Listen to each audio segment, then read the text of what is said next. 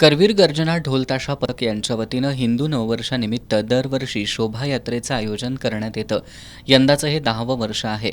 प्रत्येक वर्षी नवनवीन संकल्पनेसह ही शोभायात्रा काढण्यात येते. समृद्ध शिवराज्याची शौर्यगाथा सांगे हिंदू संस्कृतीची यशोगाथा ही यावर्षीची संकल्पना असल्याचं पथकाचे अध्यक्ष निखिल गावडे आणि अन्य पदाधिकाऱ्यांनी पत्रकार बैठकीत सांगितलं. 30 मार्च रोजी सकाळी 9 वाजता मिरजकर तिकटीपासून या यात्रेला प्रारंभ होणार आहे.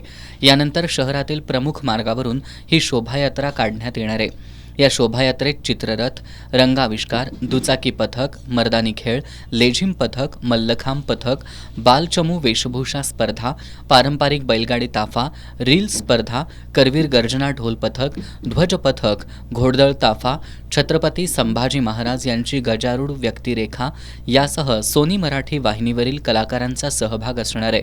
करवीरवासियांनी या शोभायात्रेत मोठ्या संख्येनं सहभागी व्हावं असं आवाहन करवीर गर्जना ढोलताशा पथकाच्या वतीनं करण्यात आलंय.